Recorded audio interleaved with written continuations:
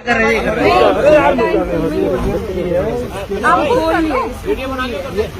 है, ये रिजर्व है। उस बात का कैसे एतबार करूं? ब्लॉक है इसमें वो तो स्ट्रिक्ट है।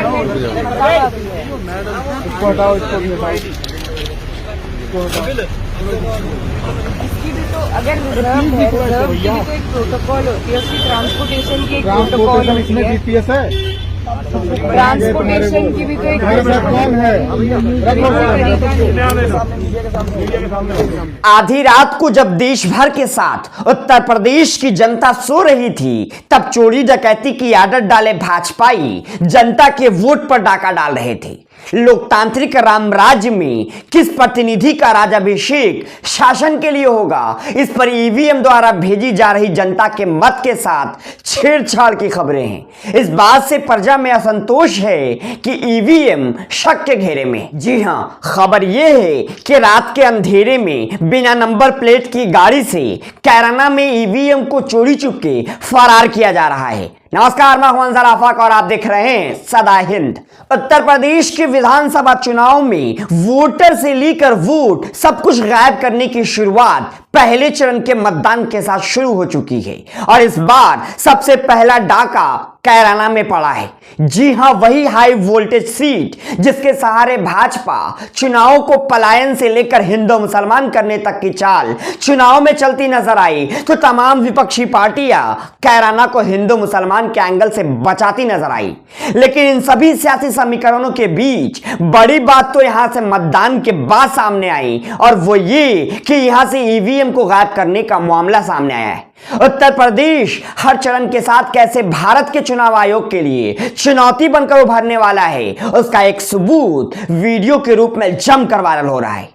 वोटों की जिस डकैती से आप फिल्मों और 70, 80 और 90 के दशक के किस्से कहानियों से परिचित होंगे, वैसी ही एक घटना न्यू इंडिया के उत्तर प्रदेश में घटी है, जहां बिना नंबर प्लेट के गाड़ी में ईवीएम आराम करते हुए पाया गया और इस आराम करते हुए ईवीएम की नींद में खलल डालने का होश न तो चुनाव आयोग के किसी अधिकारी को रहा और न ही वहां तैनात किसी शासन प्रशासन के ऑफिसर को। तो ऐसे में जो खबर है वो ये कि इस आराम करते हुए ईवीएम और उसे आराम करवाते हुए आदमी के साथ खुद कैराना से समाजवादी पार्टी के टिकट पर चुनाव लड़ रहे नाहिद हसन की बहन इकरा मनव्वर ने पकड़ा है।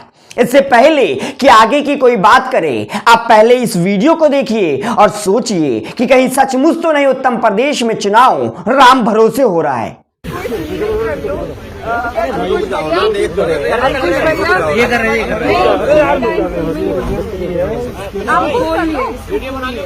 ब्लॉक है, ये रिजर्व है। उस बात का कैसे एतबार करूं? ब्लॉक है इसमें वो तो स्ट्रिक्ट है। इसको हटाओ, इसको भी हटाओ। इसकी भी तो अगर रिजर्व है, रिजर्व की भी तो एक प्रोटोकॉल होती है, उसकी ट्रांसपोर्टेशन की एक प्रोटोकॉल होती इसमें है। जीपीएस है, ट्रांसपोर्टेशन की भी तो एक कौन है?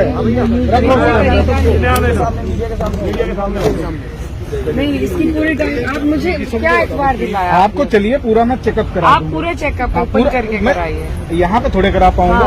आप चलिए मेरे साथ। चलेंगे सर, उसमें मेरा कहना ये है, जो इनकी आईडीज है, आप पीछे हो जाओ यार। साहब ने बताया था ये रिजर्व है, ये हम पुलिस को पीछे को आप लोग चलिए, सारी चीजें 2 लोग 3 लोग जो हो, कितने लोग role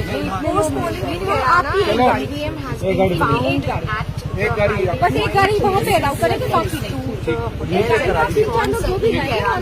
Inside the car you will see an EVM that has been kept. This car was found at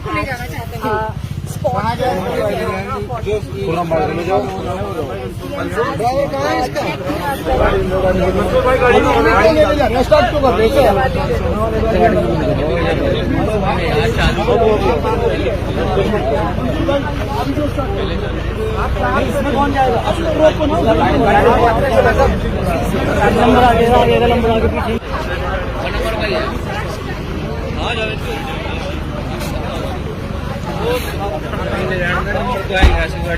Kairana से बिना नंबर प्लेट की गाड़ी से ईवीएम का निकलना था कि हॉट सीट पर मामले ने तूल पकड़ लिया। एक तरफ जहां नाहिद हसन की बहन इकरा, जो इस बार जमकर नाहिद हसन के लिए चुनावी कैंपेन में एक्टिव है, उनकी तरफ से यह आरोप लगाया गया कि ईवीएम के साथ छेड़छाड़ करने की कोशिश हो रही है, तो वहीं दूसरी तरफ से दलील यह दी जाती रही कि गाड़ी में पड़ी ईवीएम रिजर्व कोटे में रखी गई थी और इसका मतदान में प्रयोग नहीं हुआ। वीडियो में जिसके साथ ईवीएम को लेकर इकरा बहस करती नजर आ रही है वो वहां के एसडीएम है। कैराना में ईवीएम ऐसे बिना नंबर प्लेट की गाड़ी में लावारिस मिला, ये ईवीएम के साथ डकैती का पहला मामला नहीं है। आपको याद होगा जब बंगाल और असम के साथ 5 राज्यों में चुनाव हो रहा था, तब असम में ईवीएम एक भाजपाई के गाड़ी से निकला था, वो भी आधी रात में, और उसके बाद चुनाव आयोग ने जिस संयोग का तर्क दिया था वो किसी के गले नहीं उतर रहा था। उस वक्त चुनाव आयोग ने कहा कि ईवीएम को ले जा रही गाड़ी आधी रात को बीच रास्ते में खराब हो गई,